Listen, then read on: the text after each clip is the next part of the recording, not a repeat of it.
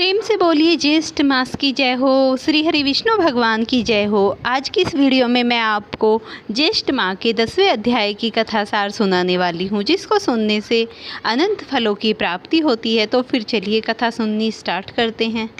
स्कंद जी ऋषियों से बोले कि गंगोत्री में स्नान क्यों करना चाहिए। ऋषियों से स्कंद जी बोले कि मैं आपको अनंत फल देने वाले 10वीं तिथि के ज्येष्ठ मास की कथा को बताता हूँ। 10वीं तिथि को जो भी भक्त पूरी श्रद्धा भाव से गंगा नदी में स्नान करते हैं और फिर जल का दान करते हैं, गोदान करते हैं और अन्य प्रकार के दान करके भगवान श्री हरि विष्णु को प्रसन्न करते हैं, तो यही उनके जीवन का एकमात्र आधार है और ऐसा करने से वो भवसागर तक पार हो जाते हैं। तो इसीलिए ज्येष्ठ मास में इस व्रत को अवश्य करना चाहिए। ये व्रत ज्येष्ठ मास में कृष्ण पक्ष में 10वीं तिथि को पड़ता है और इसका फल बहुत ही अनंत है।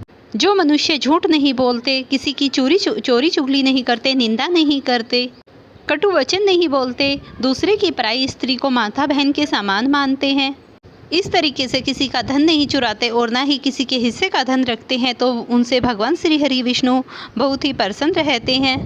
क्योंकि जो दूसरों के सामान की कामना करते हैं वो पुरुष बहुत ही निष्फल होते हैं और वो अपने जीवन में कभी उन्नति को नहीं प्राप्त होते। पूर्व काल में देवताओं की जो इच्छा थी उसे पूर्ति करने के लिए भगवान श्री हरि विष्णु ने इस व्रत का नाम दशहरा रखा, क्योंकि इस व्रत के करने से भगवान श्री हरि विष्णु 10 प्रकार के फलों की प्राप्ति करते हैं और उसके 10 जन्मों के पापों को दूर कर देते हैं।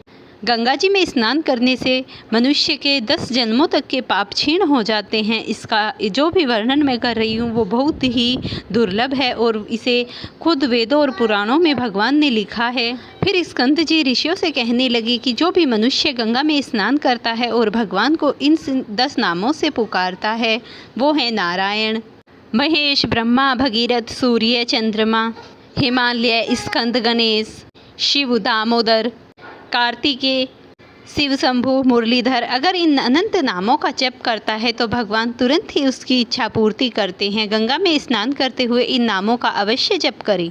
इस प्रकार ज्येष्ठ माह के जो भी स्नान आदि करते हैं 10वीं तिथि को उसका अनंत फल प्राप्त होता है, ऐसा स्कंद जी ने ऋषियों को बताया था। अगर आपको ये वीडियो पसंद आती हो तो मुझे कमेंट जरूर करें।